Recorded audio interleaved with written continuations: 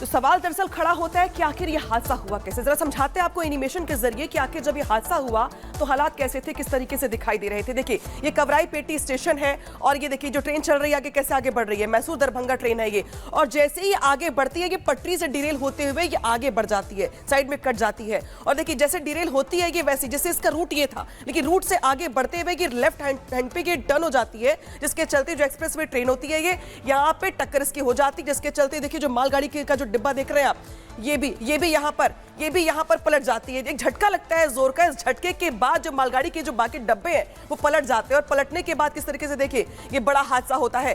तो जिस तरीके से यहाँ पे कवराई पेटे स्टेशन के पास ये बड़ा हादसा होता है, तमिलनाडु से ये जो डिस्टेंस था ये था 41 किलोमीटर का, जिसके आगे बढ़ते ही जो मालगाड़ी से टक्कर के बाद से जो ये स्टेशन है यहाँ पर बड़ा हादसा हो जाता है, और मैसूर दरभंगा बागमती एक्सप्रेस जो होती है वो हादसे का शिकार हो जाती है। तो देखिए ये ग्राफिक्स के जरिए हमने समझाने की कोशिश की कि आखिर ये हादसा कैसे हुआ। तो मैसूर से दरभंगा बागमती एक्सप्रेस जा रही थी और उसी दौरान जो है मालगाड़ी से टक्कर हो जाती है, और ऐसे में सवाल यही कि वाकई में ये हादसा है या फिर इसके पीछे किसी की साजिश है। लेकिन आपको बता दें कि इस पूरे मामले को लेकर जो खुलासा हुआ है उससे अगर आप सुनेंगे तो आप भी हैरान रह जाएंगे।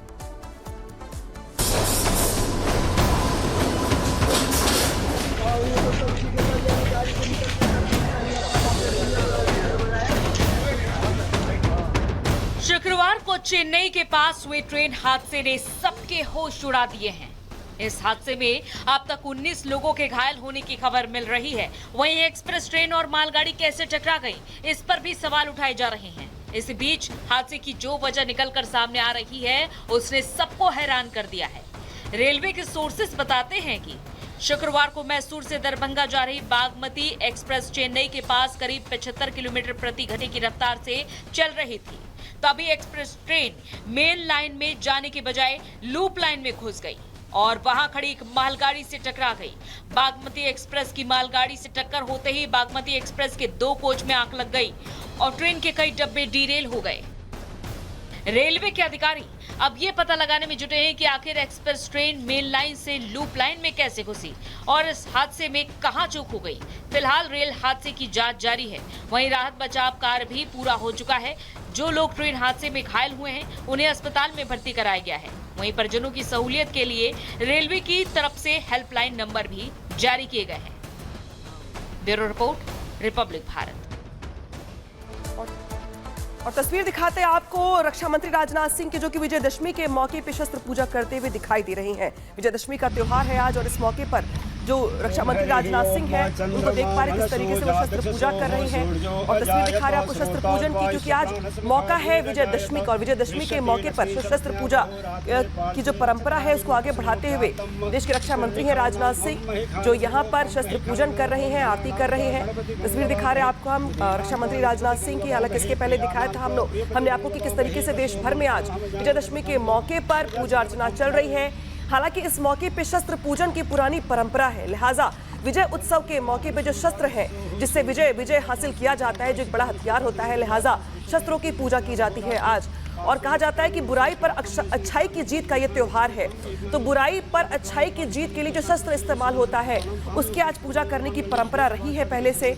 और इसी मौके पर आज देश के रक्षा मंत्री हैं राजनाथ सिंह, जो कि आके यहाँ पे पूजा करते हुए दिखाई दे रहे हैं। तस्वीर दिखा रहे हैं आपको हम, जहाँ पे उनके साथ जो सेना के जवान हैं, जो सेना के अधिकारी हैं, वो भी यहाँ पे नजर आ रहे हैं। तस्वीर दिखा रहे रक्षा मंत्री की आपको, जो विजयदशमी के मौके पर यहाँ पे शस्त्र पूजन करते हुए नजर आ रहे हैं।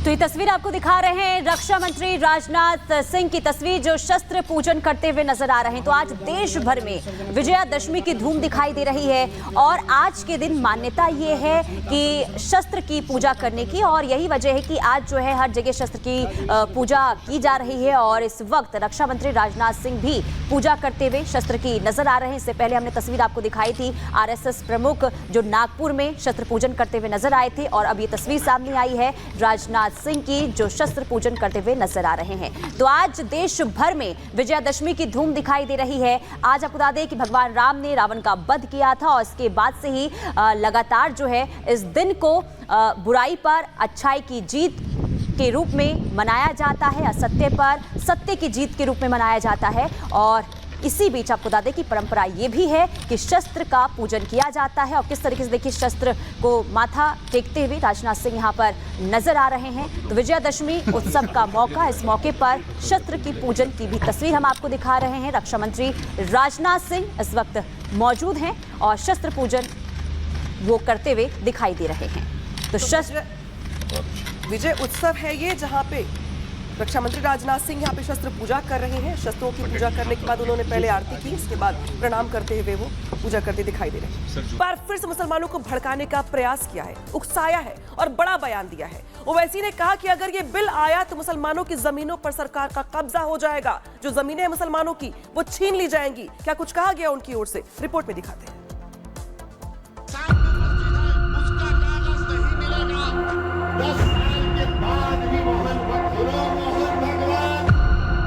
मोदी की सरकार ने एक वक्फ का बिल लाया और मैं बार बार कह रहा हूं, अगर खुदा ना खास्ता ये बिल कानून बनेगा, अगर ये वक्फ का कानून बनेगा तो मुल्क में सोशल इंस्टेबिलिटी पैदा होगी।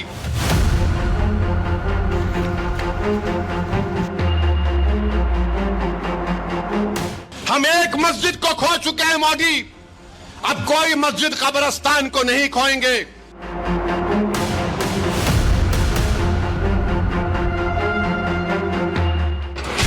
वजूद पर संकट है या भविष्य की फिक्र? ये सवाल इसलिए क्योंकि मंचों से अमन और भाईचारे का पैगाम देने वाले असदुद्दीन ओवैसी अब मुसलमानों को भड़काने पर उतारू हो गए हैं। फॉर्मूला है वक्फ बिल के जरिए मुसलमानों को भड़काने का और मकसद है मुसलमानों को देश के प्रधानमंत्री के खिलाफ उकसाकर सियासी फायदा कमाने का। सुनिए वक्फ कानून के नाम पर ओवैसी कैसे मुसलमानों को भड़का रहे हैं। मोदी की सरकार ने एक वक्फ का बिल लाया और मैं बार बार कह रहा हूं, अगर खुदा ना खास्ता ये बिल कानून बनेगा, अगर ये वक्फ का कानून बनेगा तो मुल्क में सोशल इंस्टेबिलिटी पैदा होगी। हम भारत को 1980 और 1990 के दहे में लेकर जाएंगे। हम एक मस्जिद को खो चुके हैं मोदी, अब कोई मस्जिद कब्रिस्तान को नहीं खोएंगे।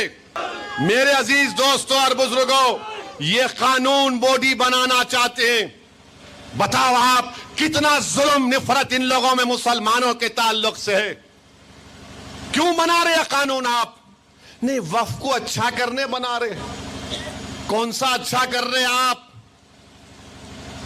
गवर्नमेंट कलेक्टर को पावर, वक्फ बाय यूजर गायब, रेट्रोस्पेक्टिव रजिस्ट्रेशन, ट्राइब्यूनल गायब, लिमिटेशन एक्ट अप्लाई होगा, इवैक्यू प्रॉपर्टी खत्म।